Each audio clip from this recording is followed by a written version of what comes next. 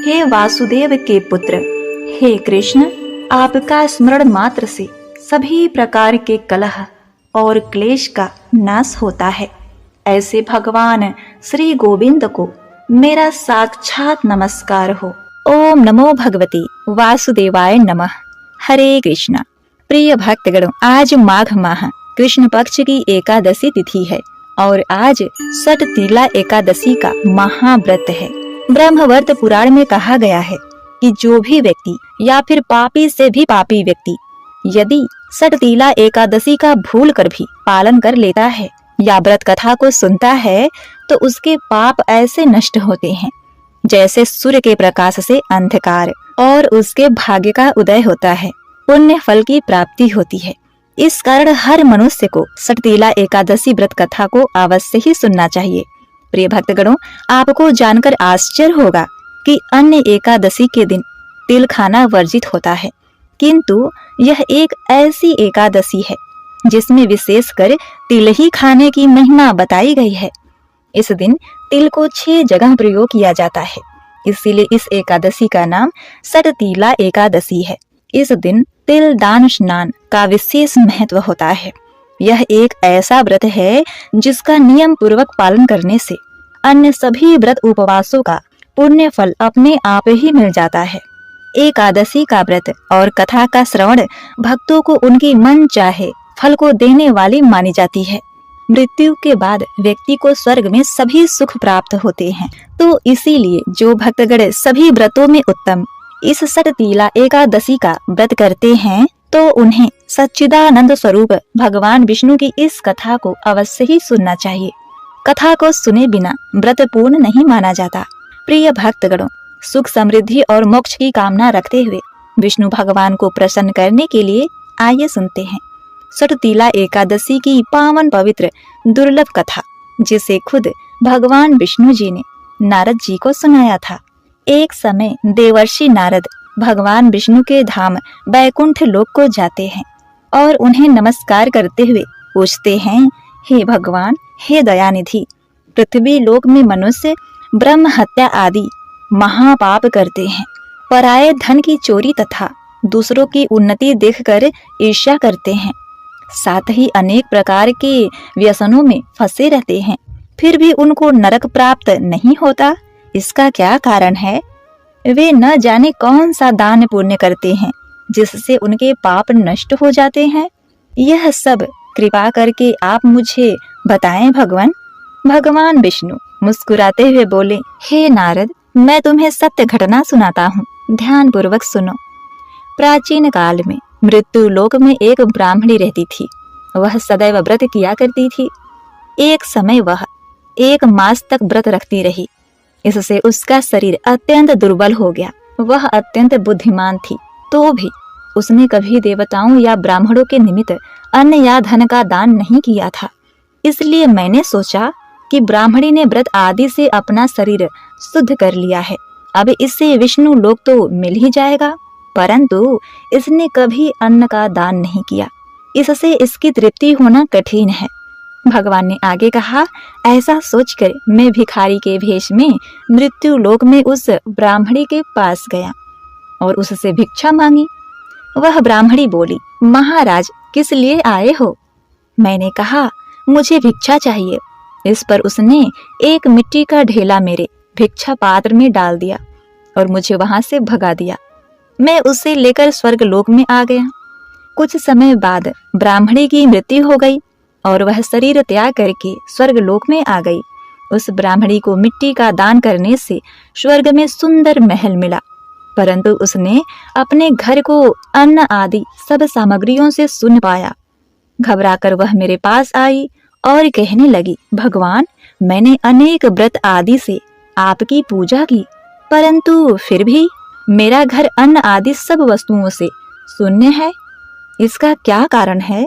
इस पर मैंने कहा, पहले तुम अपने घर जाओ, देवताओं की पत्नियां आएंगी तुम्हें देखने के लिए। पहले उनसे सटतीला एकादशी का पुण्य और विधि सुन लो, तब द्वार खोलना। तुम पहले घर जाओ, फिर तुम्हें अपने प्रश्नों के उत्तर मिल जाएंगे। मेरे ऐसे वचन सुनकर वह अपने घर गई। जब देव स्त्रियां आईं और द्वार खोलने को कहा तो ब्राह्मणी बोली, आप मुझे देखने आई हैं तो सटतीला एकादशी का महालय मुझसे कहो। उसमें से एक देवस्त्री कहने लगी कि मैं कहती हूँ, तुमने मुझसे अत्यंत गंभीर प्रश्न पूछा है। इससे संसार के जीवों का अत्यंत भला होगा। इस भेद को ब्रह्मा, विष्णु, रुद्र तथा इंद्र आदि भी नहीं जानते, परंतु मैं आपको यह गुप्त तत्व अवश्य ही बताऊंगी। उन्होंने कहा, माघ मास लगते ही मनुष्य को स्नान आदि करके शुद्ध रहना चाहिए। इंद्रियों को वश में करे काम, क्रोध, लोभ, मोह, अहंकार, ईर्ष्या तथा द्वेष आदि का त्याग करके भगवान का स्मरण करना चाहिए। पुण्य नक्षत्र में गोबर, कपास, तिल मिलाकर उसके कंडे बनाना चाहिए। उस कंडों से 108 बार हवन करना चाहिए। उस दिन मूल नक्षत्र हो और एकादशी तिथि हो तो अच्छे पुण्य देने वाले नियमों को ग्रहण करें। स्नान आदि नित्य क्रिया से निवृत्त होकर सब देवताओं के देव श्री भगवान का पूजन करें और एकादशी व्रत धारण करें। रात्रि को जागरण करना चाहिए। उसके दूसरे दिन धूप, दीप, नैवेद्य आदि से भगवान का पूजन करें। खिचड़ी का भोग लगाएं। तत्पश्चात पेठा, नारियल, सीताफल या सुपारी का अर्घ देकर स्तुति करनी चाहिए और कहें, हे भगवान, आप दिनों को सरल देने वाले हैं। इस संसार सागर में फंसे हुओं को उद्धार करने वाले हैं। हे पुंडरीकाक्ष, हे विश्वभावन, हे सुब्रह्म, हे पूर्वज, हे जगतपते, आप लक्ष्मी जी सहित इस तुच्छ अर्घ को ग्रहण करें। इसके पश्चात जल से भरा हुआ कुंभ घड़ा ब्राह्मण को दान करें तथा ब्राह्मण को श्यामा गौ और तिल पात्र देना भी उत्तम है। तिल स्नान और भोजन दोनों ही श्रेष्ठ हैं। इस प्रकार जो मनुष्य जितने तिलों का दान करता है उतनी ही 1000 वर्ष स्वर्ग में वास करता है। तिल स्नान, तिल का उपटन, तिल का हवन, तिल का तर्पण, तिल का भोजन और तिलों का दान, ये तिल के 6 प्रकार हैं। इसके प्रयोग के कारण यह सटतीला एकादशी कहलाती है। इस व्रत के करने से अनेक प्रकार के पाप नष्ट हो जाते हैं। जब ब्राह्मणी ने सटतीला एकादशी का महालय सुना तब दरवाजा खोल दिया। देवांगनाओं ने देखा कि न तो वह गांधर्वी है और न ही आसुरी है, वरन पहले जैसी मानुषी है। उस ब्राह्मणी ने उसके कथनानुसार सटतीला एकादशी का व्रत किया। इसके प्रभाव से वह सुंदर और रूपवती हो गई तथा उसका घर अन्न आदि अन्य सामग्रियों से युक्त हो गया। अतः मनुष्यों को मूर्खता त्याग कर सटतीला एकादशी का व्रत और लोभ न करके तिल आदि का दान करना चाहिए। इससे दुर्भाग्य, दरिद्रता तथा अनेक प्रकार के कष्ट दूर होकर मोक्ष की प्राप्ति होती है। तो एक बार प्रेम से बोलिए, विष्णु भगवान की जय, लक्ष्मी माते की जय, जय हो एकादशी माता। ओम नमो भगवते वासुदेवाय नमः। प्रिय भक्तगणों, अब आप श्रवण करेंगे एकादशी व्रत में सुनी जाने वाली भगवान विष्णु की दूसरी कथा। एक बार देवी सत्यभामा ने देवी रुक्मणी से पूछा कि दीदी, क्या आपको मालूम है कि श्री कृष्ण जी बार बार द्रौपदी से मिलने क्यों जाते हैं? ऐसे कोई अपनी बहन के घर बार बार मिलने थोड़ी न जाता है। मुझे तो लगता है कुछ गड़बड़ है। ऐसा क्या है जो बार बार द्रौपदी के घर जाते हैं? तो देवी रुक्मणी ने कहा, बेकार की बातें मत करो, ये बहन भाई के पवित्र बंधन हैं। जाओ, जाकर अपना काम करो।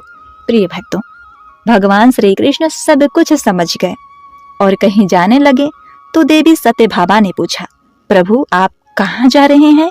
तो ठाकुर जी ने कहा, मैं द्रौपदी के घर जा रहा हूँ। अब तो सत्यभामा जी और बेचैन हो गई और तुरंत देवी रुक्मणी से बोली, देखो दीदी, फिर वहीं द्रौपदी के घर जा रहे हैं। श्री कृष्ण जी ने कहा, क्या तुम भी हमारे साथ चलना चाहोगी? अब क्या था, सत्यभामा जी फौरन तैयार हो गईं और देवी रुक्मणी से बोली, दीदी आप भी मेरे साथ चलो और द्रौपदी को ऐसा मजा चखा के आएंगे कि वो जीवन भर याद रखेगी। देवी रुक्मणी भी तैयार हो गईं। जब दोनों देवियां द्रौपदी के घर पहुंची तो देखा कि द्रौपदी अपने केस सवार रही थी। जब द्रौपदी केस सवार रही थी तो भगवान श्री कृष्ण ने पूछा, द्रौपदी क्या कर रही हो? तो द्रौपदी बोली, हे नारायण, मैं केस सवार के अभी आई। तो भगवान बोले, तुम क्यों अपना केस संवार रही हो? तुम्हारी दो दो भाभियां आई हैं, ये तुम्हारे केस संवारेंगी। फिर श्री कृष्ण जी ने देवी सत्यभामा से कहा, तुम जाओ और द्रौपदी के सिर में तेल लगाओ।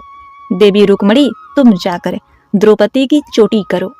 सत्यभामा जी ने रुक्मणी जी से कहा, बड़ा अच्छा मौका मिला है, ऐसा तेल लगाऊंगी कि इनकी खोपड़ी की एक एक बाल तोड़ के रख दूंगी। और जैसे ही सत्यभामा जी ने द्रौपदी के सिर में तेल लगाना शुरू किया और एक बाल को तोड़ा तो बाल तोड़ते ही आवाज आई, हे कृष्ण। फिर दूसरा बाल तोड़ा तो फिर आवाज आई, हे कृष्ण। फिर तीसरा बाल तोड़ा तो फिर आवाज आई, हे कृष्ण। सत्यभामा जी को समझ नहीं आया और देवी रुक्मणी से पूछा, दीदी आखिर ऐसी क्या बात है कि द्रौपदी के मस्तक में जो भी बाल तोड़ती हूँ तो कृष्ण का नाम क्यों निकल आता है? रुक्मणी जी बोली, मैं तो नहीं जानती। पीछे से भगवान बोले, देवी सत्यभामा, तुम देवी रुक्मणी से पूछ रही थी ना कि मैं दौड़ दौड़ कर इस द्रौपदी के घर क्यों आता हूँ? क्योंकि पूरे भूमंडल पर, पूरी पृथ्वी पर कोई संत, कोई साधु, कोई सन्यासी, कोई तपस्वी, कोई साधक, कोई उपासक ऐसा नहीं हुआ जिसने एक दिन में 3.5 करोड़ बार मेरा नाम लिया हो। और द्रौपदी केवल ऐसी है जो एक दिन में 3.5 करोड़ बार मेरा नाम लेती है, प्रतिदिन स्नान करती है, इसीलिए इसके हर रोम में कृष्ण नजर आता है और इसलिए मैं रोज इसके पास आता हूँ। इसे कहते हैं स्नान, जो देवी द्रौपदी प्रतिदिन किया करती है। हम हर रोज जो सुगंधित पदार्थ तेल लगाकर अपने तन को स्वच्छ कर लेते हैं उसको केवल नहाना कहते हैं। स्नान का मतलब है हमारे शरीर में 3.5 करोड़ रोम छिद्र हैं। जब मनुष्य 3.5 करोड़ बार भगवान का नाम ले लेता है तब जीवन में एक बार उसका स्नान हो जाता है। इसको कहते हैं स्नान। जय श्री कृष्ण, हरे कृष्ण। ओम नमो भगवते वासुदेवाय नमः। प्रिय भक्तों, अब आप श्रवण करेंगे मोक्ष प्रदान करने वाली भगवान विष्णु की तीसरी कथा। किसी नगर में एक लकड़हारा रहता था। लकड़हारा पूरे दिन लकड़ियां काटता, किंतु इतने कठोर परिश्रम के बावजूद उसे आधा पेट भोजन ही मिल पाता था। एक दिन उसकी मुलाकात एक फकीर से हुई। लकड़हारे ने उसे अपनी व्यथा सुनाते हुए कहा, बाबा, मैं चाहता हूँ कि जब भी आपकी ईश्वर से मुलाकात हो तो मेरी फरियाद उनके सामने रखें और मेरे कष्ट का कारण पूछें।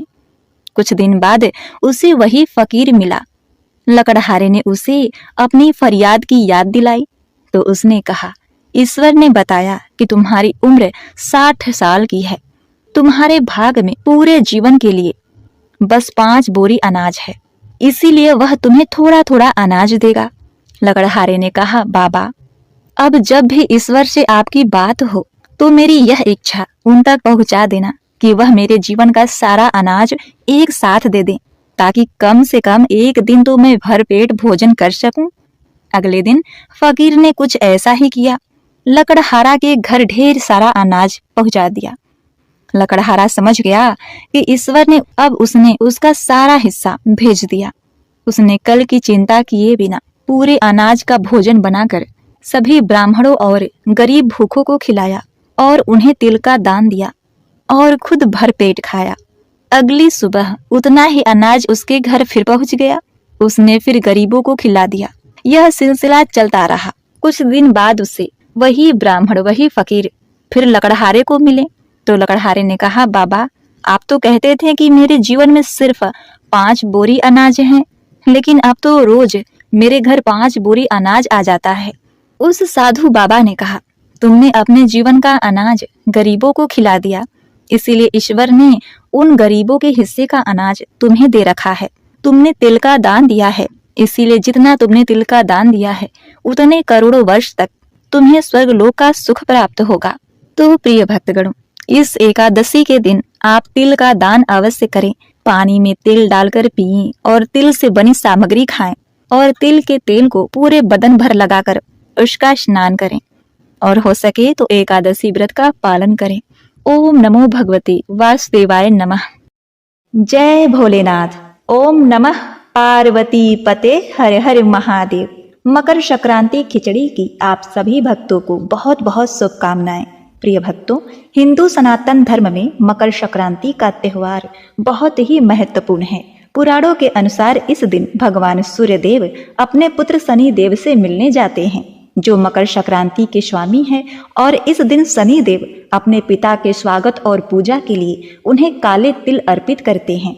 यह त्योहार पिता और पुत्र के बीच सुख सौभाग्यपूर्ण रिश्ते का प्रतीक है और मकर संक्रांति भगवान विष्णु की असुरों पर विजय के प्रतीक के रूप में मनाई जाती है। इस दिन सूर्य के मकर राशि में प्रवेश करने से खर मास समाप्त हो जाएगा। इसके बाद मांगलिक कार्य शुरू हो जाएंगे। तो प्रिय भक्तों, मकर संक्रांति का पुण्य अर्जित करने के लिए कृपया कथा को पूरा सुने और कमेंट बॉक्स में श्री सूर्य भगवान की जय लिखकर वीडियो को लाइक जरूर करें। हे कृपा निधान भोलेनाथ, इस कथा को पूरा सुनकर आपके चरणों में शीश नवाने वाले अपने सभी भक्तों की मनोकामनाएं पूर्ण करना। ओम गं गणपतये नमः। तो प्रिय भक्तगणों, सूर्य नारायण तथा शिव जी के चरण कमलों का ध्यान करते हुए आइए कथा का रसपान करते हैं।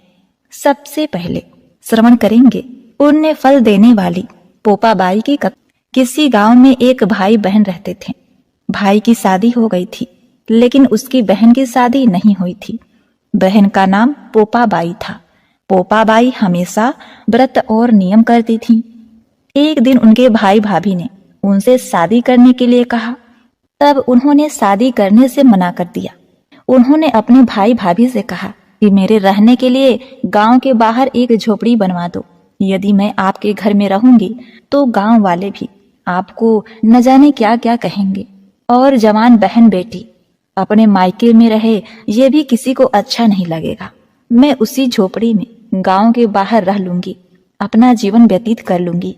प्रिय भक्तों, अब पोपाबाई ने सभी गांव वालों से कहा, हे गांव वालों, आप लोग अपने अपने गाय बछड़ों को मेरे झोपड़ी के पास घास चरने के लिए छोड़ दिया करो।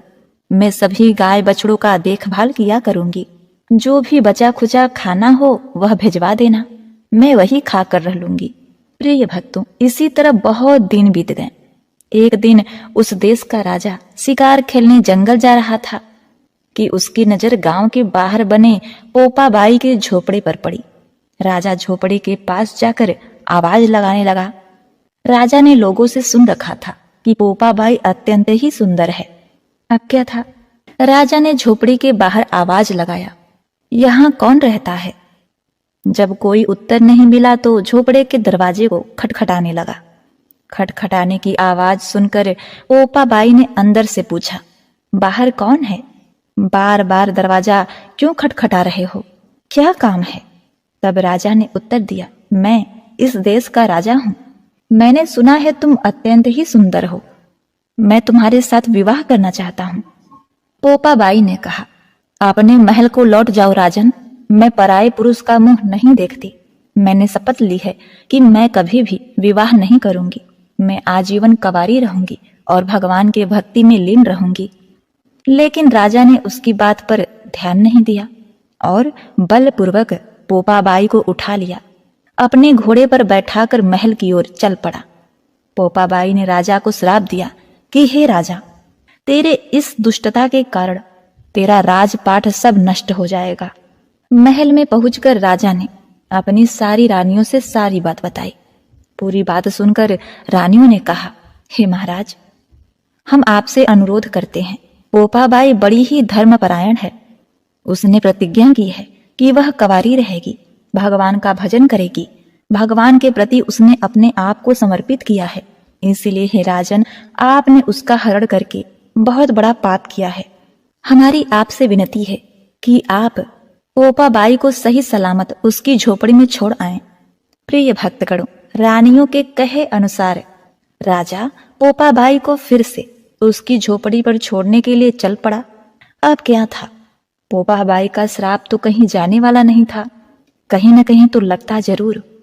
रास्ते में पाप की नदी आई जिसमें राजा डूब गया और पोपाबाई की भी मृत्यु हो गई और वह मर करके धर्मराज के दरबार में पहुंची। वहां धर्मराज ने उनका स्वागत किया और स्वर्ग का राज दे दिया। इसी तरह समय बीतता है। वहीं पास के एक गांव में एक सेठ सेठानी की मृत्यु हुई। वे दोनों मृत्यु लोक से स्वर्ग लोक आए, लेकिन स्वर्ग का दरवाजा बंद पड़ा था। उन दोनों ने धर्मराज से स्वर्ग का द्वार खोलने के लिए विनती की। तब धर्मराज ने कहा, इस पर पोपाबाई का राज है। सेठ सेठानी ने कहा, हम पोपाबाई को नहीं जानते, कौन है पोपाबाई? तब धर्मराज ने कहा कि मैं तुम दोनों को 7 दिन के लिए मृत्यु लोक में भेजता हूं। वहां जाकर 8 कटोरे में राई भरकर 5 कपड़ा रखकर कहानी सुनना, उद्यापन करना और ऐसा कहना, राज है पोपाबाई का, लेखा लेगी राई राई का, पोपाबाई की जय।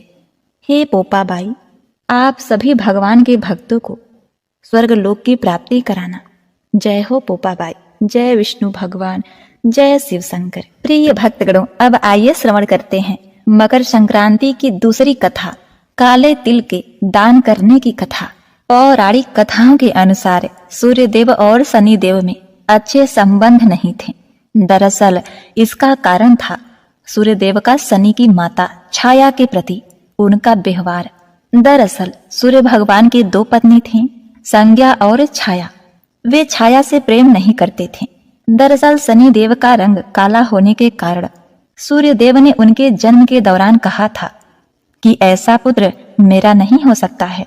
इसके बाद से ही सूर्यदेव ने शनिदेव और उनकी माता छाया को अलग कर दिया। जिस घर में वे रहते थे उसका नाम था कुंभ।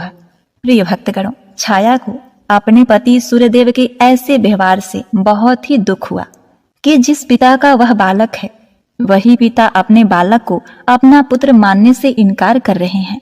शनिदेव को अपने पुत्र के रूप में स्वीकार ही नहीं कर रहे थे। इससे क्रोधित होकर छाया ने उन्हें श्राप दे दिया था। माता छाया ने सूर्यदेव को कुष्ठ रोग का श्राप दिया था, जिससे क्रोधित होकर सूर्यदेव ने छाया और शनि का घर जलाकर राख कर दिया था। प्रिय भक्तों, सूर्यदेव के पुत्र यम ने सूर्यदेव को उस श्राप से मुक्त किया था। साथ ही उनके सामने क्षमा भी मांगी थी कि वह उनकी माता यानी कि छाया के साथ अपने व्यवहार में बदलाव लाएं। इसके बाद सूर्यदेव छाया और शनि से मिलने के लिए उनके घर पहुंचे।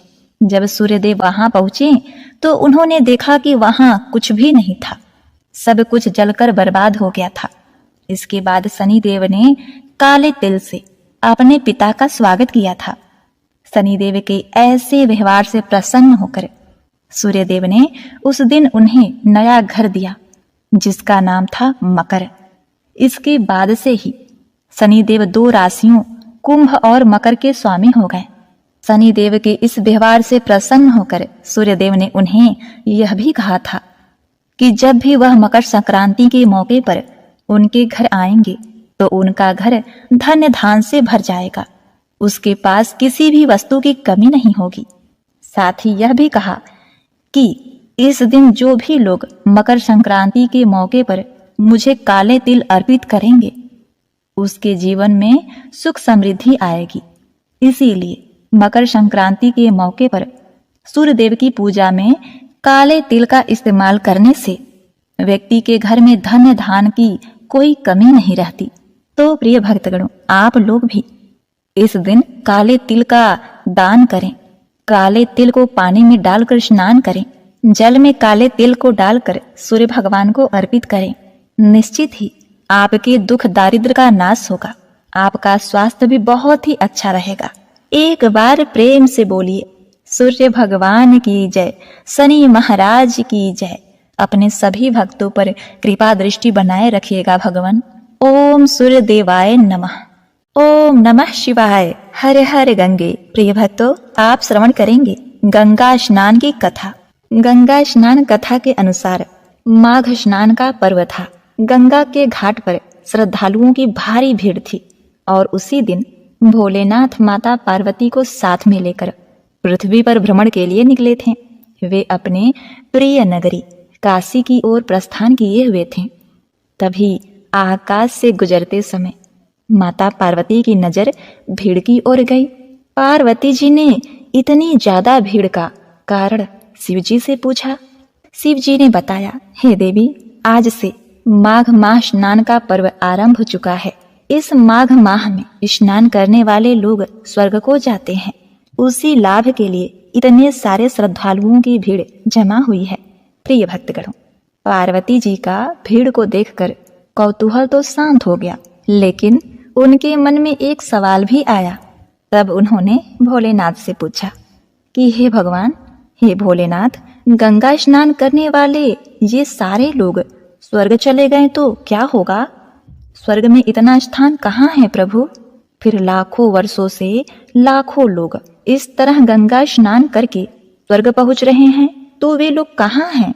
स्वर्ग में उन्हें कहाँ स्थान मिला है?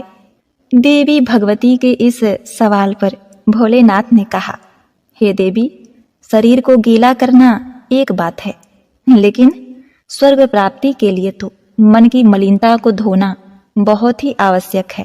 तब माता पार्वती ने पूछा कि यह कैसे पता चलेगा प्रभु कि किसने शरीर धोया है और किसने मन को पवित्र किया है?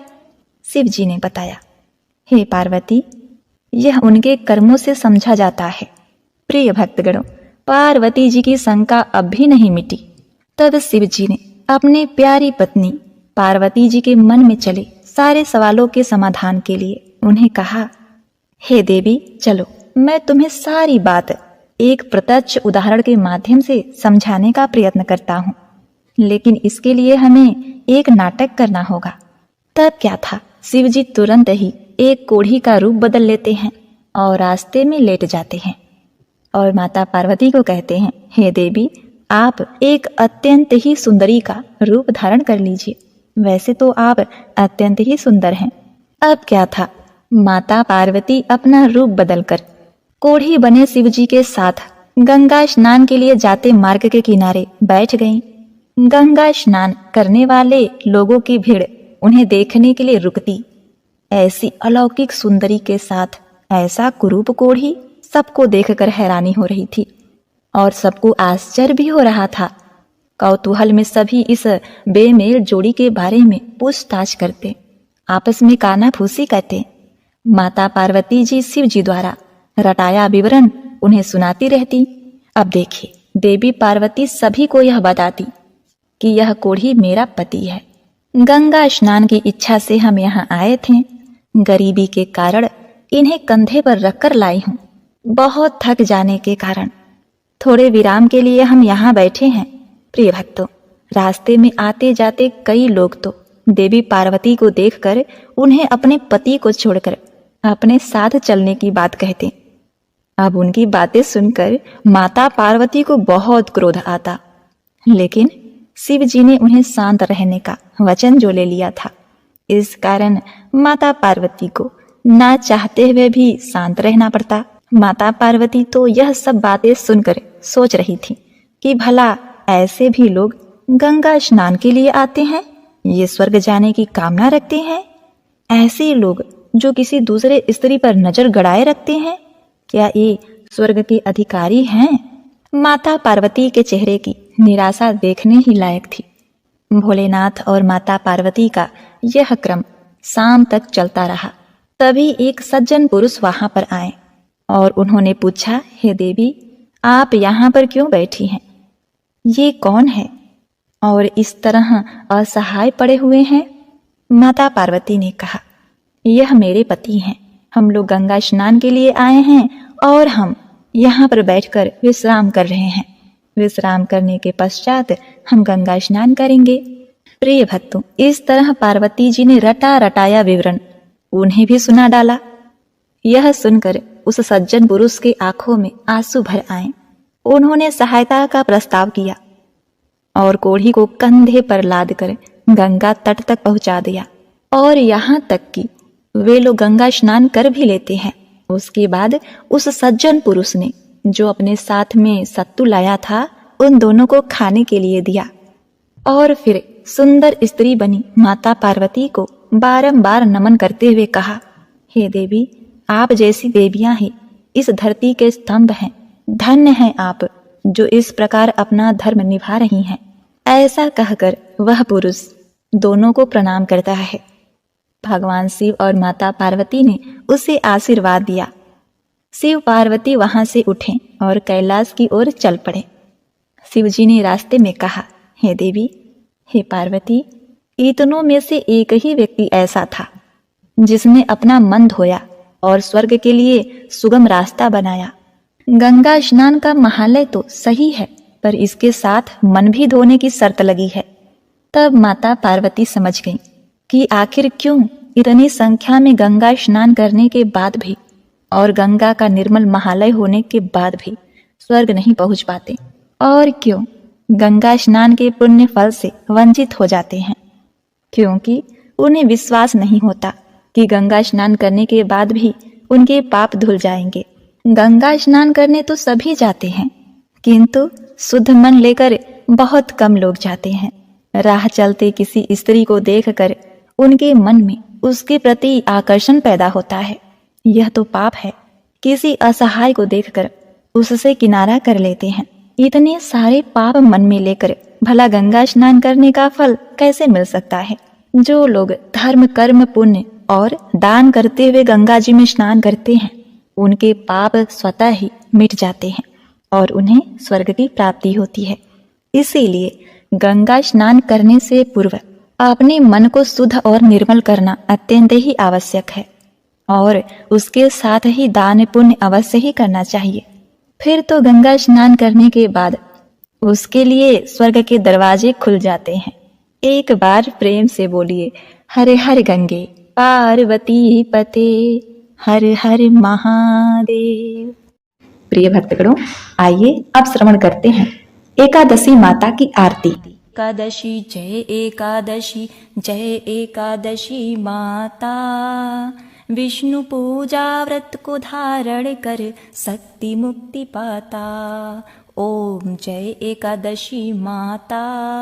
विष्णु पूजा व्रत को धारण कर शक्ति मुक्ति पाता।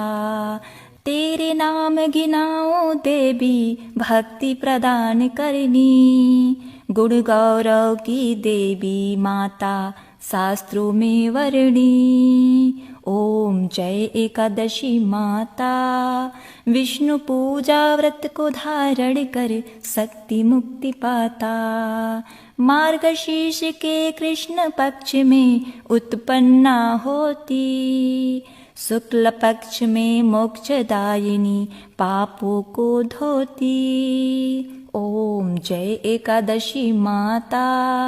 विष्णु पूजा व्रत को धारण कर शक्ति मुक्ति पाता। पौष मास के कृष्ण पक्ष को सफला नाम कहे। शुक्ल पक्ष में होय पुत्रदा, आनंद अधिक रहे। ओम जय एकादशी माता। विष्णु पूजा व्रत को धारण कर शक्ति मुक्ति पाता। नाम सटतीला माघ मास में कृष्ण पक्ष आवे। शुक्ल पक्ष में जया कहावे, विजय सदा पावे। ओम जय एकादशी माता। विष्णु पूजा व्रत को धारण कर शक्ति मुक्ति पाता। विजया फाल्गुन कृष्ण पक्ष में शुक्ला आमल की। पाप मोचनी कृष्ण पक्ष में चैत्र मास बल की। ओम जय एकादशी माता।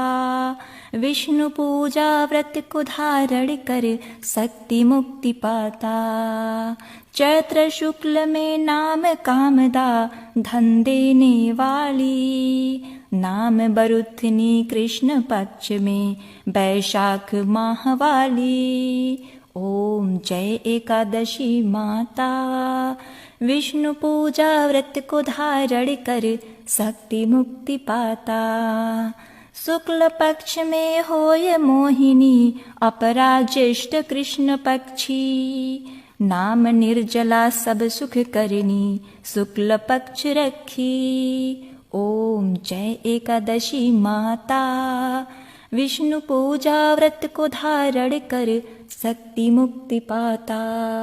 योगिनी नाम आषाढ़ मास जानो, कृष्ण पक्ष वर्णी। देवशयनी नाम कहायो, शुक्ल पक्ष धरनी। ओम जय एकादशी माता। विष्णु पूजा व्रत को धारण कर शक्ति मुक्ति पाता। कामिका श्रावण मास में आवे कृष्ण पक्ष कहिए। श्रावण शुक्ल हो ये पुत्रदा आनंद से रहिए। ओम जय एकादशी माता। विष्णु पूजा व्रत को धारण कर शक्ति मुक्ति पाता। अजा भाद्रपद कृष्ण पक्ष की परिवर्तिनी शुक्ला। इंदिरा अश्विन कृष्ण पक्ष में व्रत में भवसागर निकला। ओम जय एकादशी माता। विष्णु पूजा व्रत को धारण कर शक्ति मुक्ति पाता। पापा कुंसा है शुक्ल पक्ष में पाप हरण हारी। रमा मास कार्तिके में आवे सुखदायक भारी। ओम जय एकादशी माता। विष्णु पूजा व्रत को धारण कर शक्ति मुक्ति पाता। देवोत्थायनी शुक्ल पक्ष की दुख नाशक मैया। लौदा मास की करो विनती पार करो नैया। ओम जय एकादशी माता। विष्णु पूजा व्रत को धारण कर शक्ति मुक्ति पाता। शुक्ल लौद में होय पद्मिनी दुख दारिद्र हरणी। परमा कृष्ण पक्ष में होती जन मंगल करनी। ओम जय एकादशी माता। विष्णु पूजा व्रत को धारण कर शक्ति मुक्ति पाता। जो कोई आरती एकादशी की भक्ति सहित गावे। जन रघुनाथ स्वर्ग का वासा निश्चय वह पावे। ओम जय एकादशी माता। विष्णु पूजा व्रत को धारण कर शक्ति मुक्ति पाता। ओम जय एकादशी जय एकादशी जय एकादशी माता। विष्णु पूजा व्रत को धारण कर शक्ति मुक्ति पाता।